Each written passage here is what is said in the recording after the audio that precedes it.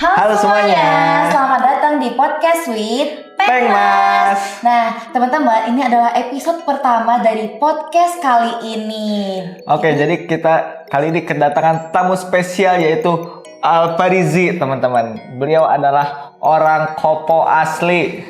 Oke, orang Kopo, mana suaranya orang Kopo? Tidak ada. Sabar.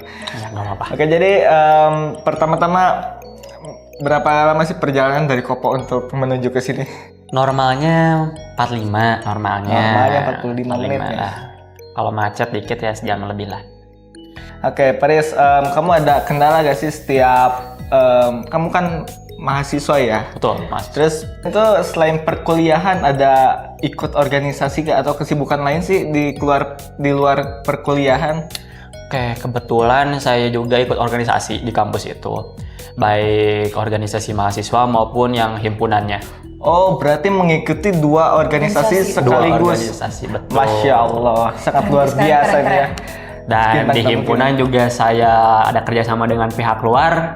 Jadi ya emang bisa dibilang dengan kerjasama pihak luar itu bisa disebut organisasi tersendiri lah secara bebannya. Berarti secara tidak langsung mengikuti 3 organisasi. Betul, seperti 3. itu. Kalau boleh tahu organisasi yang bekerja sama dengan pihak luar tuh organisasi yang seperti apa sih? Jadi organisasi yang bekerja dengan pihak luar itu sebuah organisasi yang dimana saya membina PMR gitu ya, yang menjadikan PMR itu sebagai kader kesehatan mata terutama, supaya mereka juga dapat mengedukasi masyarakat sekolahnya gitu. Karena menurut saya kesehatan itu atau budaya kesehatan itu perlu dibentuk juga selain budaya kedisiplinan. Jadi saat itu saya mulainya melalui hal yang paling dekat dengan saya, kondisi saya sendiri, yaitu kesehatan mata. Saya bentuk kadar tersebut di sekolah tersebut dan saya membina PMR tersebut. Seperti itu. Oh, secara tidak langsung menjadi founder lah gitu. Betul. Oh, founder. Kalau boleh tahu apa sih nama yang Organisasi dihimpunnya itu? Oke, itu namanya SFV disingkatnya, atau bisa disebut juga Satgas Evolution. Oh, seperti itu. Jadi Paris ini menghimpun siswa-siswa PMR untuk melakukan sosialisasi tentang kesehatan mata di lingkungan sekolahnya, seperti itu. Betul? Betul sekali.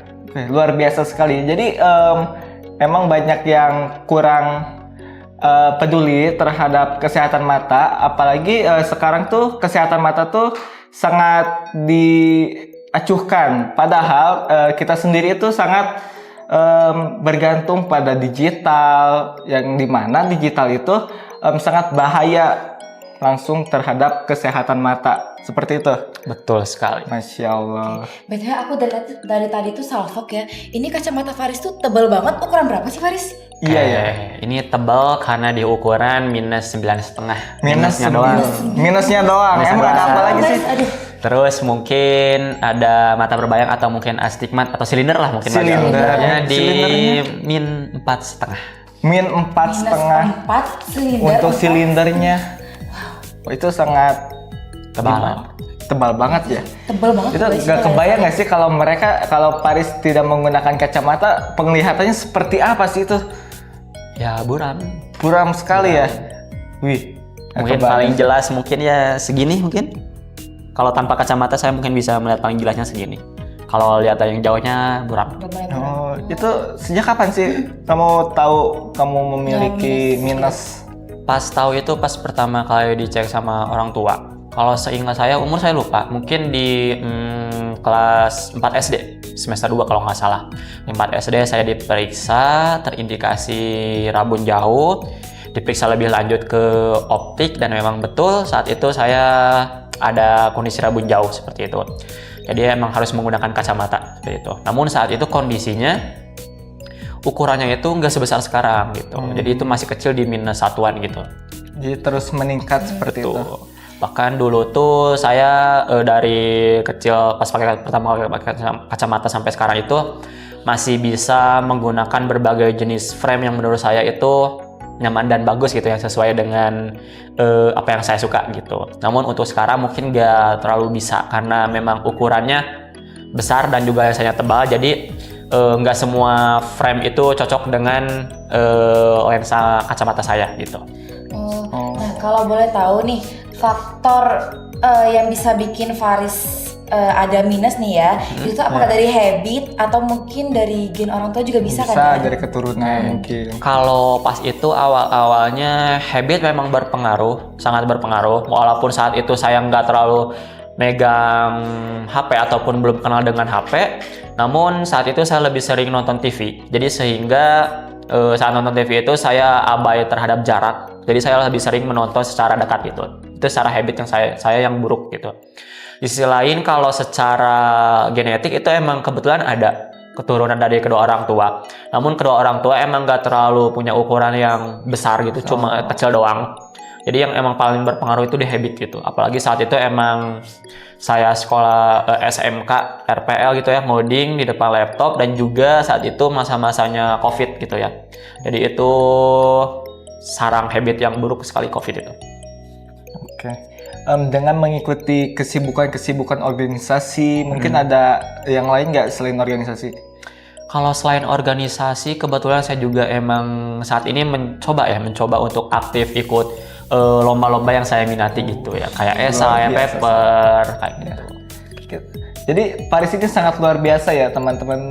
Walaupun memiliki keterbatasan, tapi Faris terus berusaha untuk tetap aktif di organisasi maupun mengikuti perlombaan-perlombaan seperti itu. Mantap, sangat luar biasa sekali sih. Terus Faris mau nanya juga nih, kan mungkin kalau misalkan sekarang tuh ngelihat kayak susah banget ya kalau nggak pakai kacamata. Betul. Ada nggak sih hambatan yang kamu alamin kalau misalkan ketika belajar itu, ada nggak sih? Oke, kalau belajar itu, kalau untuk sekarang alhamdulillah sudah terorganisasi dengan baik ya. Tapi kalau dulu itu sangat sulit karena saya nggak sadar peningkatan kondisinya gitu. Sehingga saat itu tuh mungkin minusnya udah naik gitu. Tapi saya nggak tahu bahwasanya minusnya udah naik gitu. Ketika saya rabun jauh itu, walaupun sudah duduk di depan, itu tetap nggak kelihatan papan tulisan di depannya gitu. Sehingga ketika guru menjelaskan sambil menulis di papan tulis, itu sebenarnya saya lebih fokus bukan pada matanya, tapi pada pendengaran saya sendiri gitu. Sehingga ketika guru sudah menjelaskan, saya tuh baru bisa memfotonya gitu, memfoto papan tulisnya. Terus saya coba ingat-ingat lagi, ini tuh si ibu ini nulisnya ketika ngomong apa kayak gitu. Syukur-syukur kalau ingat gitu. Kalau enggak ya emang ya kayak gitulah. Jadi terhambat secara pengetahuan juga berkurang gitu ya. Di orang lain udah paham, saya masih setengah-setengah gitu. Seperti itu. Tapi pernah ngerasa kayak minder gitu nggak sih?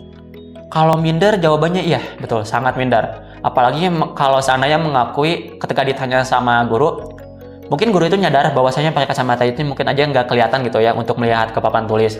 Guru itu nanya, ini kelihatan nggak gitu, misalnya dari pojok gitu kan. Karena dulu itu pas sekolah kan sering bergilir ya gitu ya, dari baris sini ke sini, terus juga dari depan ke belakang kayak gitu kan. Nah, sering ditanya kayak gitu. Cuman mungkin yang bagi orang pakai kacamata termasuk saya sendiri, itu merasa malu gitu. Kenapa? Karena saat itu stigmanya melihat itu sesuatu yang basic bagi setiap orang. Sehingga ketika ada orang yang punya kesulitan melihat dengan jelas kayak rabun jauh seperti saya, itu kayak aneh gitu. Bahkan untuk diri saya sendiri yang mengalaminya seperti itu. Jadi saat itu emang minder. Bahkan untuk mengakui ke orang tua pun minder juga gitu. Karena orang tua emang mungkin sekalipun punya juga minusnya kecil, namun saya kok bisa gede gitu. Gitu. Oke, mungkin karena deteksi dini yang kurang. Betul, deteksi dini saya emang sangat kurang sekali. Ya. Tapi Faris ini sangat luar biasa teman-teman. Meskipun Faris minder, terus emang memiliki keterbatasan, tapi Faris tidak menyerah. Faris tetap berusaha aktif di organisasi seperti tadi, terus memotivasi dirinya sendiri. Mungkin yang tadi apa SEV itu mungkin ya. Betul. Itu mungkin apakah benar menjadi salah satu motivasi Faris gitu agar misal siswa-siswa di SMA itu lebih care, lebih aware terhadap kesehatan mata seperti itu. Apakah demikian? Betul, sangat betul sekali. Karena dari dulu kita itu sering diterapkan pada budaya sekolah, yang memang setiap sekolah itu beda-beda pasti budayanya. Yang sering ditekankan itu adalah budaya kedisiplinan. Namun bagaimana dengan budaya kesehatan? Seperti itu. Di sisi lain, SFI itu sendiri tidak hanya membantu siswa-siswi untuk memahami kesehatan mata, namun juga bisa membantu para guru untuk memahami kondisi siswa-siswinya, gitu. Jadi memahami kondisi sebuah kesehatan itu tidak hanya dari satu individu, melainkan dari berbagai macam pihak, seperti itu. Kalau kita mensosialisasikan itu terhadap pihak PMR, yang dimana PMR nanti ke masyarakat sekolahnya, termasuk guru-guru, jadi ada beberapa pihak yang terlibat gitu. Bahkan boleh ke orang tuanya sendiri. Udah hampir 3 pihak yang terlibat tuh. Jadi kesehatan itu tidak bisa dijaga oleh diri kita sendiri, namun pasti secara bersama gitu. Dan bagaimana cara kita menggapainya gitu. Sosialisasi itu salah satu caranya. Mahasiswa kesehatan mata juga pasti punya keterbatasan waktu dan SDM-nya, sehingga kita bentuklah kader kesehatan mata itu sendiri, karena mereka yang lebih tahu kondisi lingkungan di masyarakat sekolah itu seperti apa. Keren banget sih itu, sangat Idenya ya. Iya, sangat berkepanjangan juga. Betul. Oke, jadi kita tidak perlu langsung terjun langsung ke Lapangan. sekolahnya. Jadi kita ada Masih kader. materinya nih, masih skillnya, mereka bisa nih melakukan itu sendiri, seperti itu. Sebagai perpanjangan tangan ya bahasa. Betul, perpanjangan tangan. Nah terus kan sekarang ini banyak banget ya anak-anak muda sih salah satunya ya yang ngerasa kalau misalkan pakai kacamata nih itu tuh kayak, duh aku ngerasa jelek banget pakai kacamata. Itu menurut kamu gimana sih? Menurut saya yang pakai kacamata jelek itu Merasa mungkin jelek. jeleknya mungkin enggak ya, mungkin dia konsultasi di tempat yang salah gitu ya. Karena kan mungkin kita juga tahu lah ya bahwasanya setiap orang itu punya bentuk wajahnya masing-masing. Oke. Dan setiap bingkai kacamata atau frame ini itu menyesuaikan dengan bentuk wajahnya masing-masing gitu. Punya kesesuaian masing-masing dan kecocokannya masing-masing. Di sisi lain, menurut setahu saya, kacamata itu cuma salah satunya doang. Ada juga kayak soft lens ataupun lensa kontak yang lainnya, seperti itu. Di sisi lain, mungkin orang minder karena lensanya terlalu tebal gitu. Yang saya tahu, lensa itu juga bisa ditipisin tuh. Sekalipun itu ukurannya cukup tinggi gitu ya. Mungkin kalian berdua lebih tahu itulah ya gitu. Jadi menurut saya itu kacamata itu cuma salah satu solusinya, salah satu doang tuh. Banyak solusi-solusi lainnya gitu. Yang bisa kalian sesuaikan dengan kebutuhan dan juga budget kalian sendiri gitu.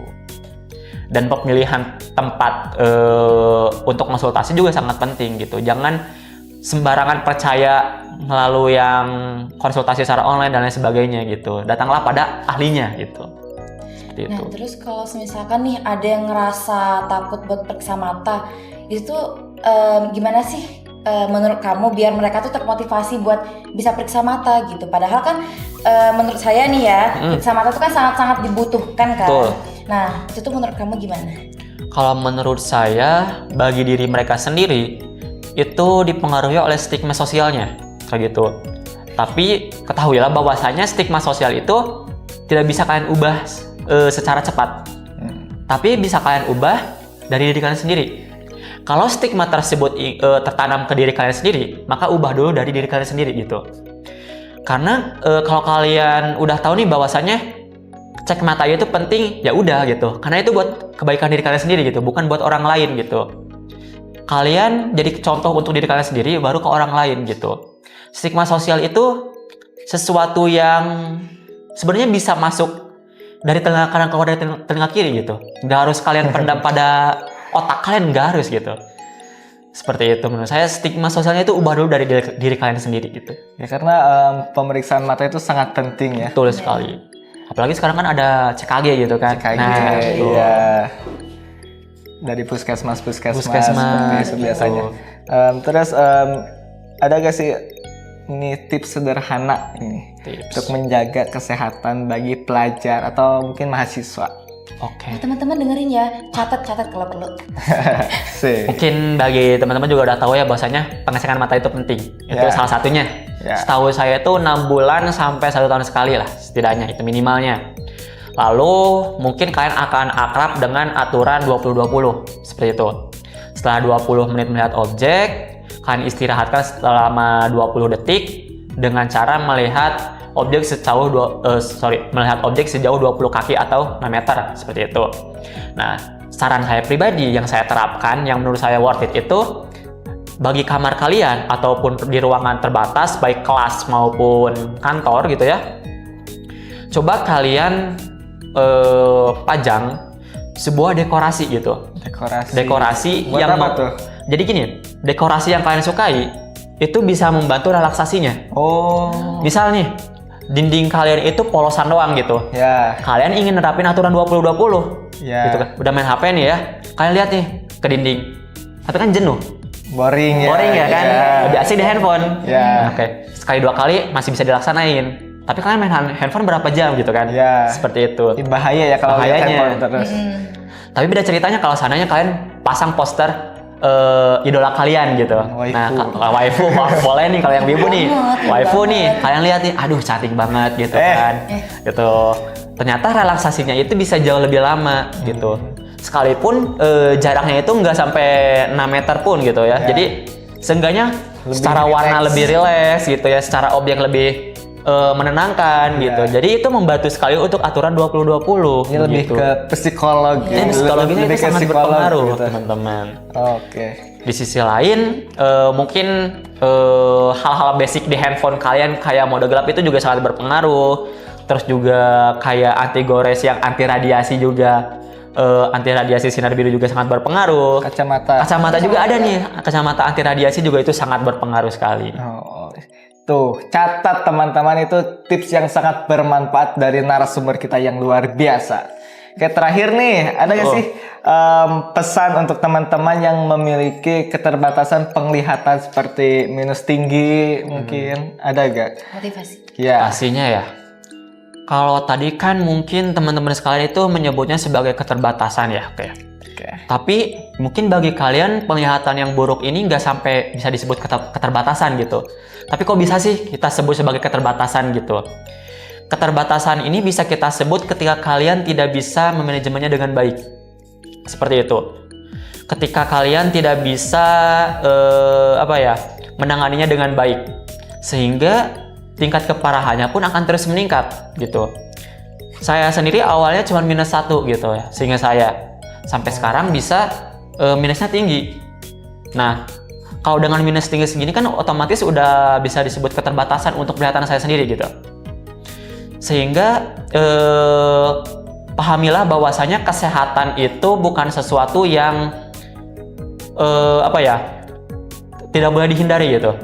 Keterbatasan menurut kalian itu adalah sebuah anugerah dari Tuhan. Karena Tuhan tidak mungkin memberikan kelebihan yang tidak bisa disanggupi oleh makhluknya gitu. Jadi keterbatasan itu hanya sebuah istilah yang diciptakan oleh manusia. Tuhan tidak menyebutnya itu sebagai keterbatasan.